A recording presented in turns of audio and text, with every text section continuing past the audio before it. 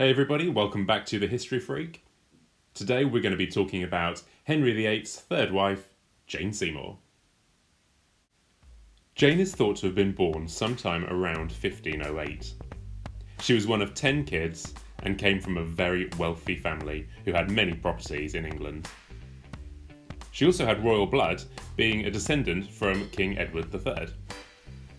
Fun fact, she was actually distantly related to Henry, and also his queen, Anne Boleyn, as well as future queen, Catherine Howard. Jane is first mentioned in the record books in 1536, but it's known that she served as a lady-in-waiting to both of Henry's previous queens, Catherine of Aragon and Anne Boleyn. So it's highly likely she would have been at court long before 1536. Apart from being a lady-in-waiting, not a lot is known about what Jane got up to while she was at court. It doesn't seem she made much impact. Henry and Anne's marriage was going very badly, and it seems that it's around this time that he first notices Jane. But like Anne before her, Jane told Henry she could not be his mistress, as her virtue was too important to her. This actually made Henry's affection for her increase. Jane, it seems, was very different from Anne Boleyn. She was described as being sweet, meek, charming, virtuous, honest, and submissive. I guess you would say these are positive descriptions.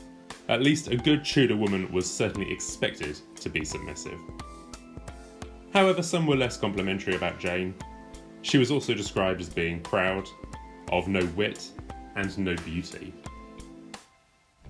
Jane became engaged to Henry just one day after the death of Anne Boleyn, and they were married less than 2 weeks after her death.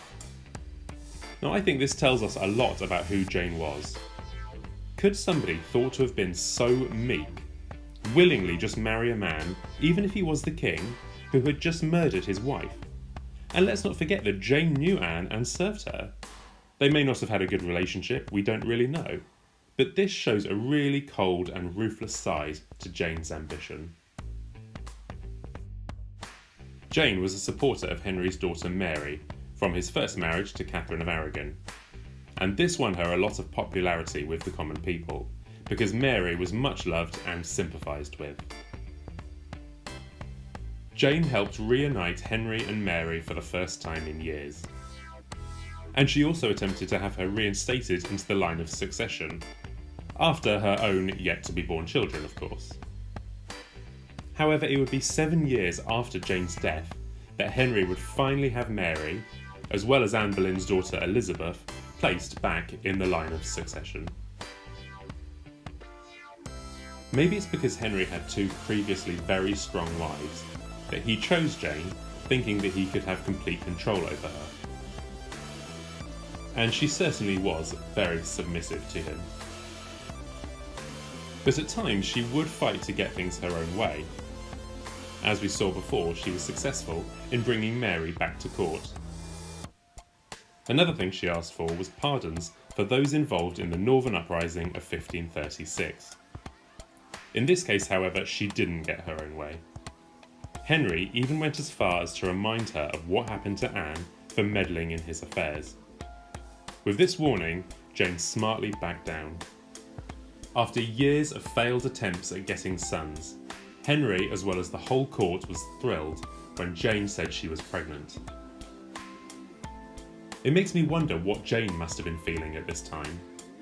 While always calm on the outside, she must have been nervous, because if she had a daughter like the previous two queens, this could be a disaster for her. On the 12th of October 1537, the child was born. And Henry's wish came true because it was a healthy son. The labour had been long and difficult, and Jane had become very unwell.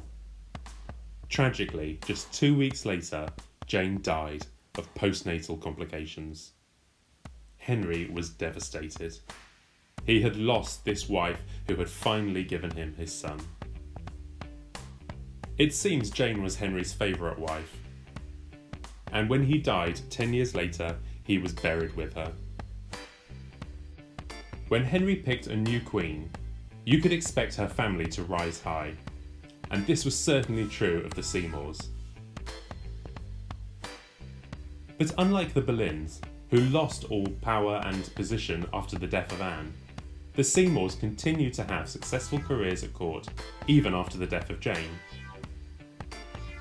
Two of Jane's brothers, Edward and Thomas, would go on to be very powerful when Jane's son and their nephew, Edward, became King Edward VI of England.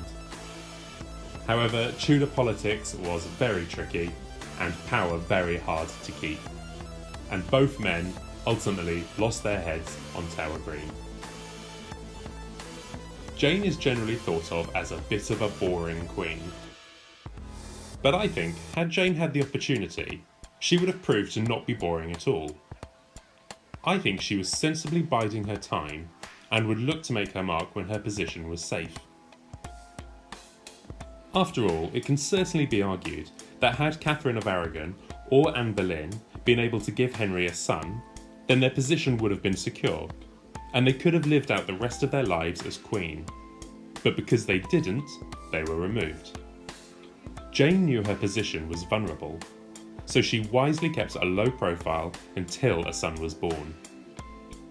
As fate would have it, she never got the chance to show what she could do as queen, but I feel evidence suggests she would not have been as boring as some would think. Jane clearly had a lot of ambition and a lot of courage to step into the role of queen after what happened to Anne Boleyn. This to me clearly shows she was not as meek as some thought. So I would love to know your thoughts about Jane. How do you think the rest of her life would have played out had she not died in childbirth? What are your thoughts about her as queen? Do you think, like many, she was quite boring?